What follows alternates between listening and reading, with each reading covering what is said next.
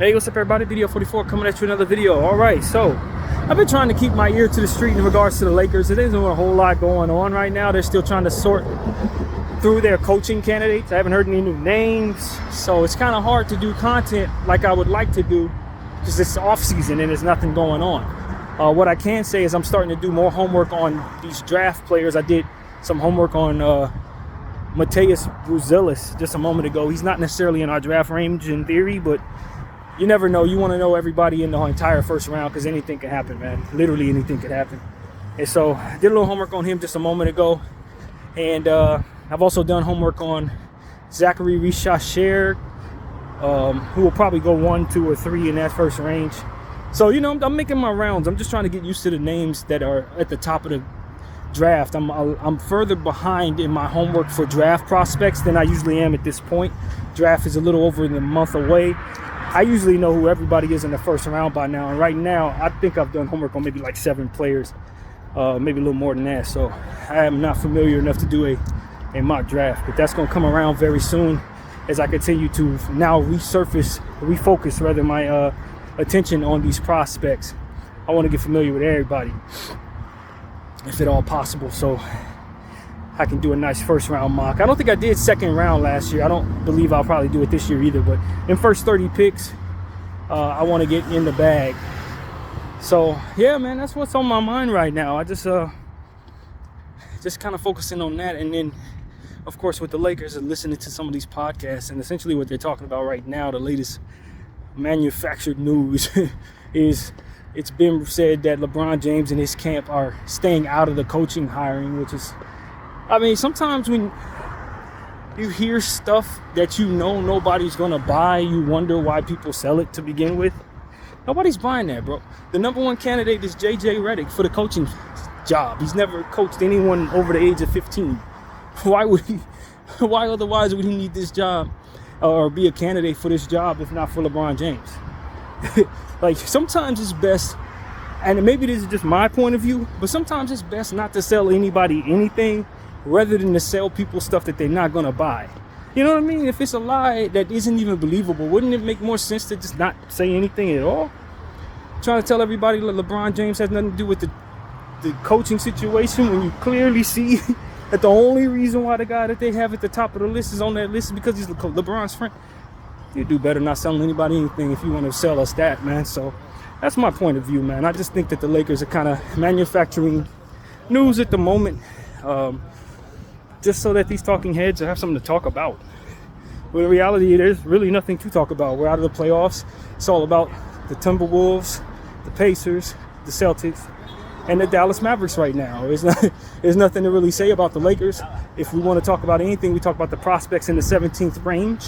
And the reality is, we may not even keep that pick because it's going to either get traded or the Pelicans may opt to take that pick. Although I think it's little to no chance they actually do that. I think it's more likely the Lakers trade it than either keep it or something wonderful like the Pelicans taking it from us. I do prefer the Pelicans take it from us this year so that we can have it next season. I do believe that next season's crop of players could potentially be better. We'll be 1 year further into LeBron and AD getting even older. And as a result, I think it'll be more necessary for us to have our pick next season than probably what we would be needing this year. So that's my point of view. I could be wrong, but I think we'd be better if somebody just take that pick from us right now. But yeah, man, all in all, Los Angeles Lakers are in this position where they just got to sit here and wait for a long offseason. Hopefully our GMs and the people in our situation are making good decisions, put us in a position to have a good coach. You want a really good coach at this point. And, you know, it's not going to be something that we're going to have if we rush the process and or hire a guy just because he's somebody's friend. Let that person interview well, have the attributes that you would want your coach to have. And if they fit that category and happen to be LeBron's friend, then you pull the trigger on hiring the guy. But that's really what it comes down to. I don't think the Lakers are going to appear as if they're not doing their due diligence, but I think it's a good chance they're putting themselves in a position to where it looks like they're not really serious about doing their due diligence. They may interview some people, but they already know who they want, and that person they want is probably somebody like JJ Redick, who hasn't had experience, which is completely ill-advised, but for the sake of making LeBron happy, you will do it anyway. Or there's another aspect of that. If you really like JJ Redick and he really does interview well, and you genuinely have ideas about bringing him in that have nothing to do with LeBron James, you look like you're bringing him in because of LeBron James. So if it fails, it's going to hit harder. So either way, it's kind of rough. You don't want to back yourself into a corner to where you make decisions based on public perception. That's just as equally as bad as making a decision based on a player's intentions upon that person that you're bringing in. You want to bring in somebody that has a balance. You don't want nobody LeBron's going to hate, but you don't want to bring in a guy who's not qualified just because he's LeBron's friend. You know, you want to have a guy who you've done all the homework on and you love what he brings to the table, but you don't want somebody that LeBron would absolutely not want to work with. You know, so it's like, you just got to have some balance. You don't want fans to determine who your coaching candidate is going to be either. Forcing you away from the person you want because of public perception of why you hired them. So you just got to make the right decision and live with it at the end of the day. No matter what you do in regards to this coaching hire, somebody's going to have something to say. And that's what it is. So I think making the best decision with balance is the only way for the Lakers to go forward. You know, and if, you know, I was listening to a guy this morning, he was essentially saying his belief is that the Lakers should go all in at all. If you have a chance at a championship, you should push all your chips to the front and go all in for that championship opportunity. I hear people who believe that, and in certain situations, that is definitely what I would suggest. But if you are a team that doesn't have a whole lot, and your championship opportunity isn't like the greatest championship opportunity, if you do all this pushing everything to the front of the deck, then you're going to be bad for longer than you're going to be able to enjoy the moment you're in. If you capture the championship, in theory, you're very, very, very happy in regards to what you've given up. Most people, most organizations don't get a chance at a championship at all. And if they do get a chance at a championship, they're certainly not able to capture too many in a row. A team like the Denver Nuggets got that championship last year. I think they believed that they were going to win many of them. But the reality is that this is much more difficult to win a championship than people think. And you can have a really good championship caliber team. It doesn't necessarily mean you're going to win the championship in a given year. See a team like the Boston Celtics who gets to the Eastern Conference Finals every year and yet has yet to get their first championship with the core that's been getting them there. So it's like, if you're in that boat, then that mentality of pushing everything to the front of the deck is definitely what you should be doing. You know what I mean? Push everything to the front of the deck if you're a team that's never won a championship and you got something that's damn close. Mortgage everything you can mortgage because you know you ain't gonna get a championship opportunity again. When you're the Los Angeles Lakers, and this is why I separate us, and I'm gonna tell you that I don't think of us as a team that's dying for a championship.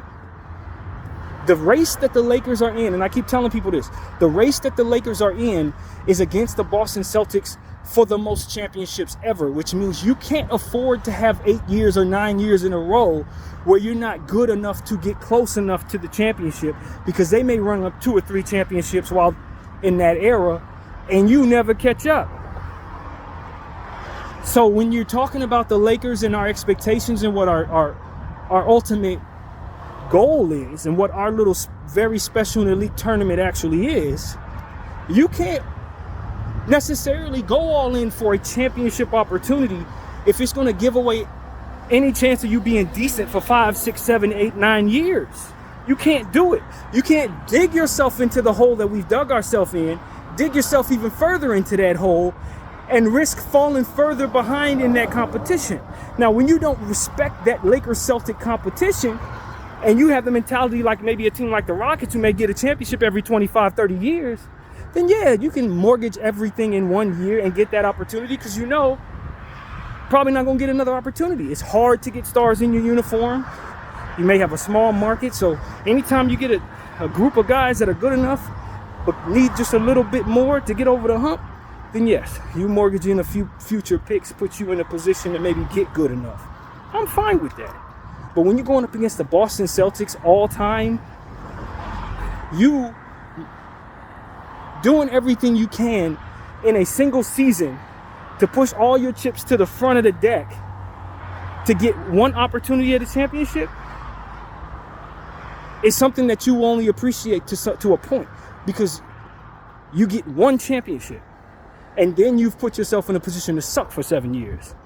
They mess around, not do that, be good enough to get a championship, maybe win 2 championships in that time frame, and you're still behind them.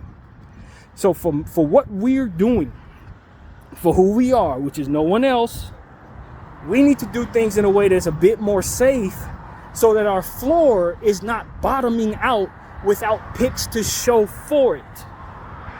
And that is something that I want people to understand. It's not about the fact that you're going to just suck. It's the fact that you're going to suck having given away all these damn picks in the year 2024 that would represent the years when you do suck. You see what I'm saying? This is year 2030.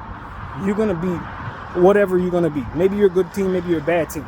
But in the event you're a bad team, you will have mortgaged everything for that season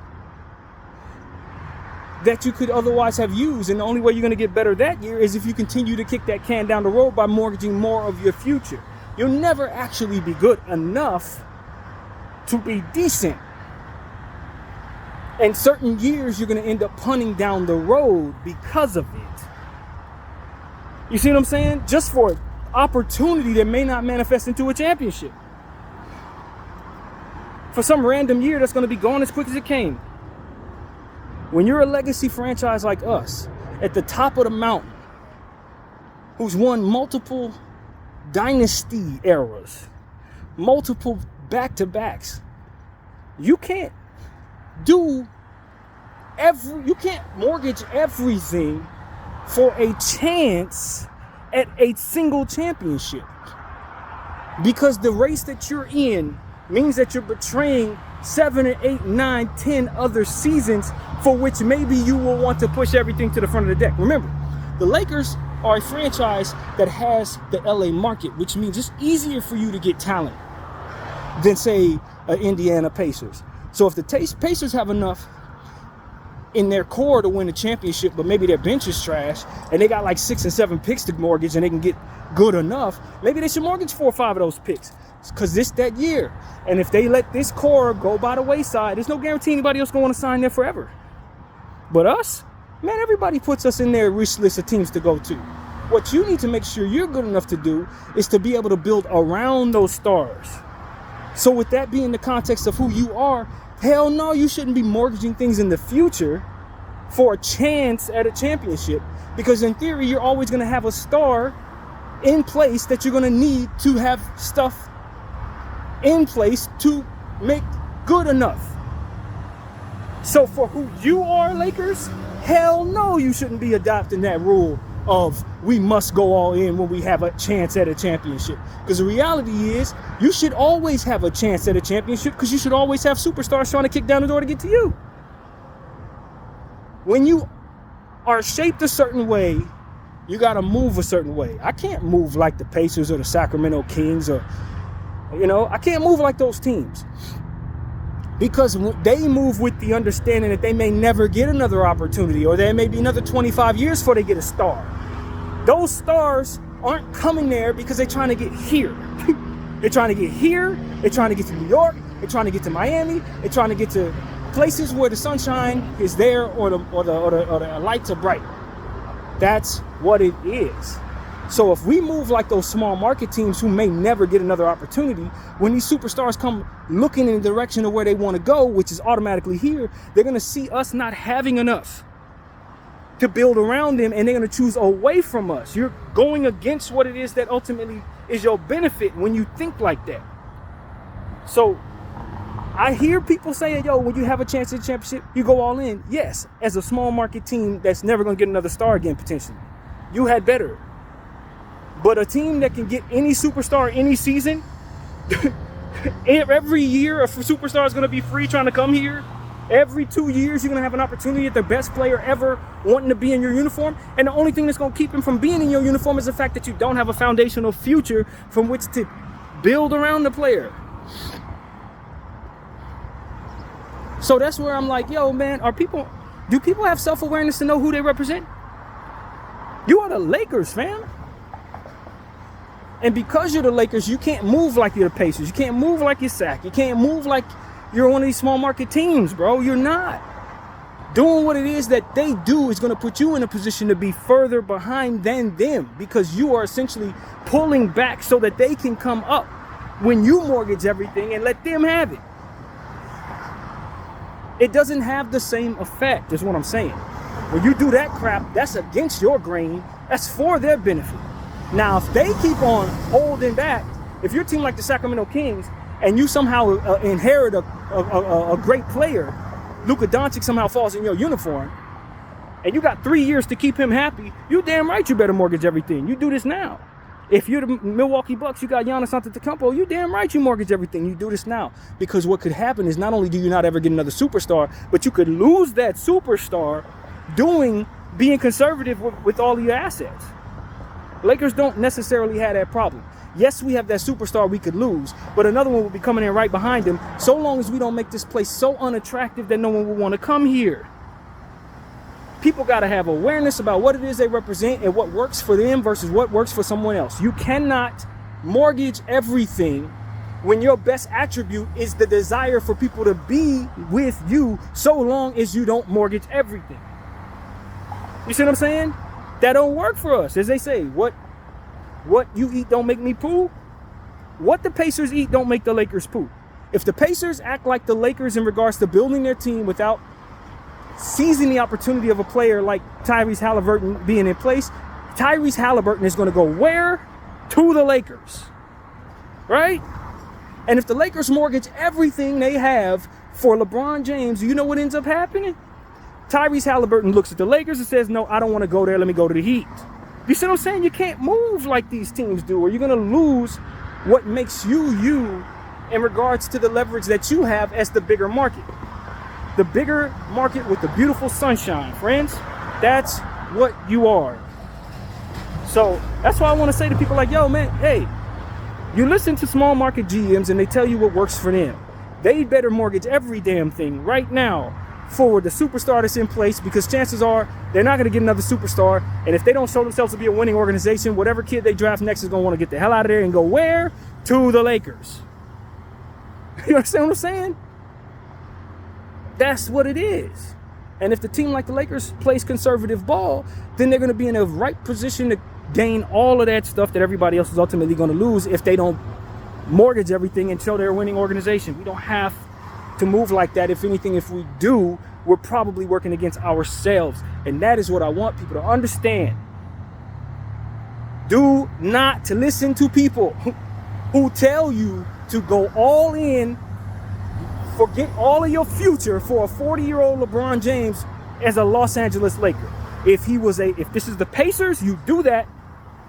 You bet not try to be conservative with picks when your team drafts poorly and you finally got a superstar.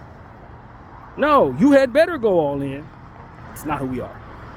It's not who we are, man. If you're the Chicago Bulls and somehow you manage to get Wembanyama in 2030, you had better go all in, or he's going to get the hell out of there by 2033. We don't have that problem. You know where he's going in 2034? To the Lakers.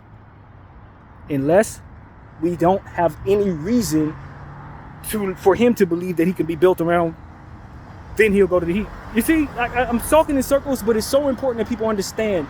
You must not pretend to be somebody else and thinking that this is going to work for them just because it works for the next team. The next team don't have the sunshine. They don't have the lure. They don't have ESPN and all these other companies screaming their name and the internet putting these uniforms, the Laker uniform or their uniform rather, on these players that ain't even on the team yet, 7 and 8 years before the player even becomes a free agent. You see what I'm saying? The Lakers have that. The Lakers are the team that people put superimposed uniforms on players that are playing for small markets because they want to see them in a Laker uniform.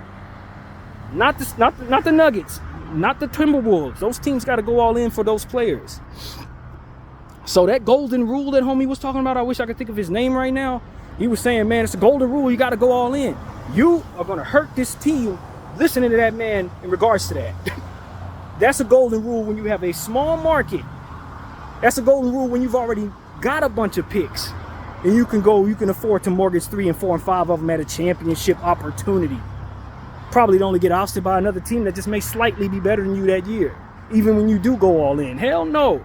You bottom out and then leave us with a bunch of years after LeBron James retires where we don't have our own pick and we're winning 25 games. Do you know how bad your team is going to look? That's the type of stuff that keeps superstars from wanting to choose you, despite having photoshopped uniforms on their bodies on the internet with your uniform on it. They gonna be like, nah, the Lakers would be great if they just didn't suck so bad. If they wouldn't have just mortgaged everything for LeBron James, maybe I could have chose them.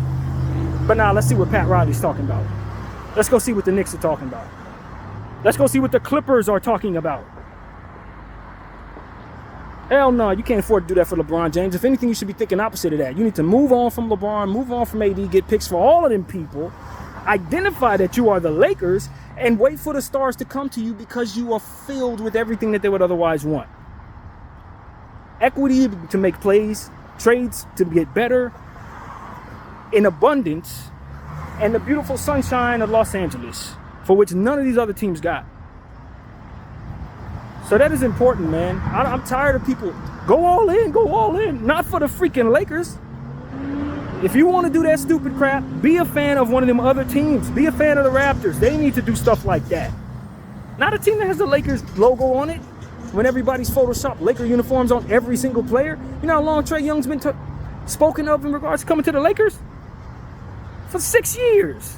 People have been putting his uniform ever since Gigi, rest in peace, said that was her favorite player. This dude has been seen in Laker uniforms. He ain't never put one on in real life, but you can find it anywhere on the internet.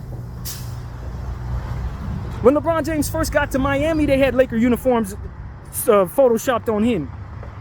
You are not them. You represent the Lakers. So when you speak for us, don't do stuff that's going to have us working backwards with no damn future. Because that's the thing that's going to keep us from getting a superstar. Why you want to go all in for a 40-year-old? LeBron James 40 years old. And you trying to tell me you want to mortgage everything for him?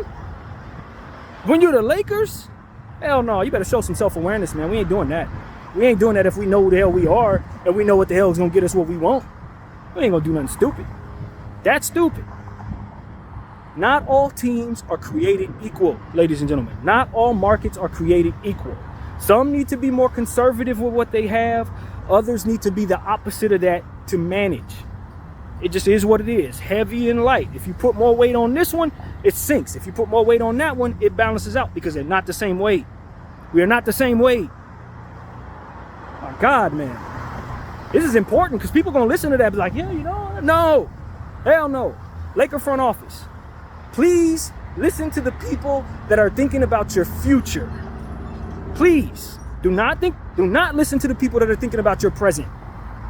They don't necessarily know what it takes to keep this thing going the way it needs to go. They don't know. They think they know, but they don't know. They're going to end up doing things that have you sinking for an opportunity at a championship. An opportunity at a championship when your levels of what your expectations are multiple championships. You're in an arms race for championships. We're not here to get a golden trophy. We're here to gobble up all of them. And the only way in hell you're going to even get close enough to being that good is if you get more equity, not less. Mortgaging things in the future, leaving yourself being bad. Not being able to get some of the best young, fresh talent that comes into the league because you didn't mortgage all your picks for an old man. Type of stuff is going to have you bad, man.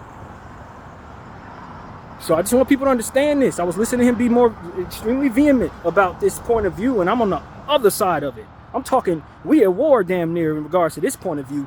My golden rule when I'm the Los Angeles Lakers, I ain't mortgaging nothing. Ever. Like, never mortgaging anything. A superstar gonna come here in free agency or I'm drafting him. Do you understand what I mean? I ain't mortgaging nothing for none of you fools. If you don't want to be a Laker, or if you want us to be all in for a championship opportunity, then take your ass to one of them small markets where it's responsible for them to do that. And sit in 30-degree weather. Don't do that when the weather attracts the stars. I don't need to go all in for no damn star. Never. My responsibility is to make this place look good so that the star will always want to be here. So I'm not doing anything to repel the star away. I attract stars. That's what the Lakers is. It attracts stars. So why the hell am I going all in for one star, putting myself in a position to lose any opportunity at the future stars? Making this place look horrible for any star that want to be here, man. We are not a small market. Video 44. I thank y'all for watching. I'm out.